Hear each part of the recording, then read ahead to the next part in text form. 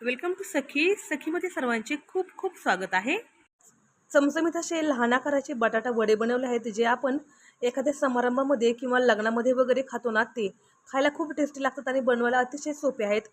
चला तर मग वेळ न घालवता झटपट रेसिपी सुरू करूयात. या ठिकाणी मी अर्धा किलो बटाटे छान मऊ असे शिजवून घेतले आहेत. त्यामध्ये 1 चमचा ठेचा टाकलेला आहे. ह्या ठेच्यामध्ये मीठ, मिरची, लसूण एवढं होतं आणि त्याला मी जिऱ्याची फोडणी देऊन 1 मिनिटासाठी परतून घेतलं होतं. आणि ते थंड झाल्यानंतर आपण याला मिक्स करून घेतलं आहे बटाट्यामध्ये आणि मिक्स करताना मीठ आणि कोथिंबीर ॲड केलेली आहे. तर हे झालं आपलं बॅटर, जे आपल्याला बटाटे वडे बनवण्यासाठी लागणार होतं ते.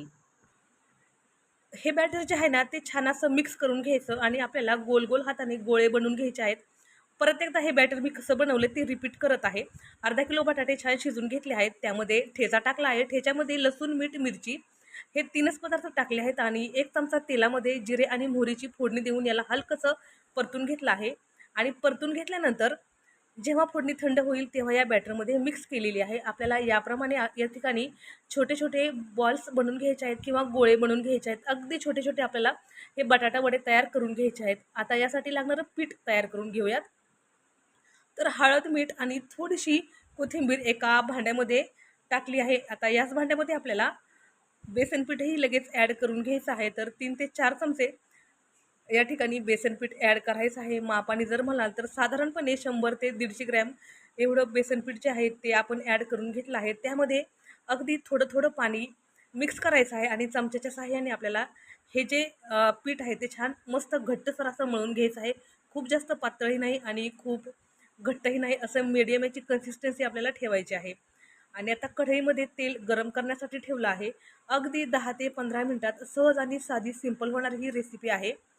बॅटर आपलं तयार आहे आणि बॉल्सही आपले तयार आहेत. एवढं पीठ या बॉल्ससाठी अगदी मापात होतं. 100 ते 150 ग्रॅम जास्तीत जास्त पीठ असेल हे.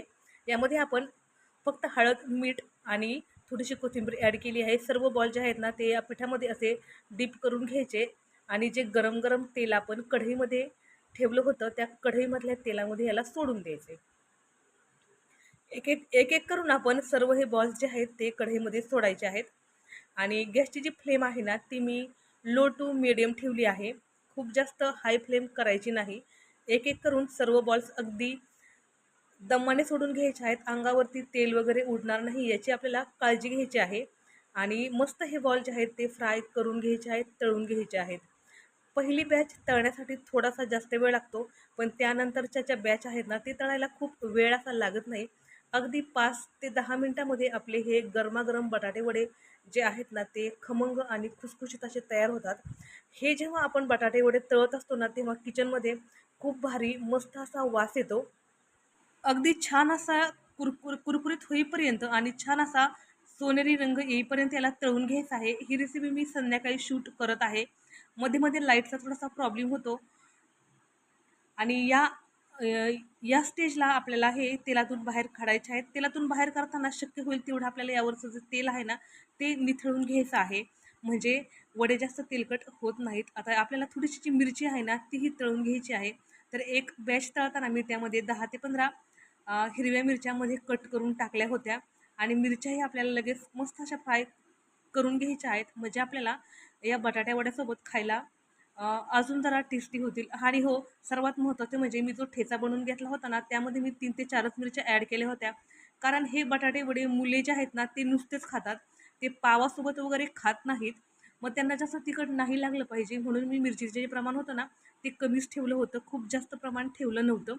अशा प्रकारे हे बटाटे वडे जे आहेत ना, ते तळून घ्यायचे आहेत. आणि हा जो आपण मिरची टाकून जो आपण बटाटा वड्याचा घाना तळून घेतला आहे ना, तो मोठ्यांनाच वापरायचा आहे. जर यामध्ये मिरचीचे प्रमाण जास्त वाटले तर मुलांना प्रॉब्लेम यायला नको, म्हणून आपण ज्या याच्यामध्ये मिरची टाकली होती ते फक्त आणि फक्त मोठ्या व्यक्तीसाठीच खायला द्या आणि जे आपण अगोदर तळून घेतले होते ते लहानांना खायला द्या.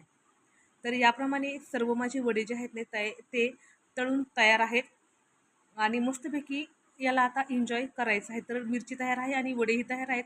थंड होण्याच्या अगोदर आपल्याला हे मस्त फस्त करून घ्यायचे आहेत. रेसिपी कशी वाटली हे मला सांगायला विसरू नका.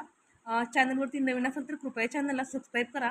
गरमागरम हे वडे खायचे आहेत. मुलीला हाताला खूप गरम वाटत आहे, कारण खरंच वडे खूप गरमागरम आहेत. गरमागरम वडे खायला खूप भारी वाटतं. चॅनलला सबस्क्राईब करा, लाईक, शेअर आणि कमेंट करायला विसरू नका. धन्यवाद.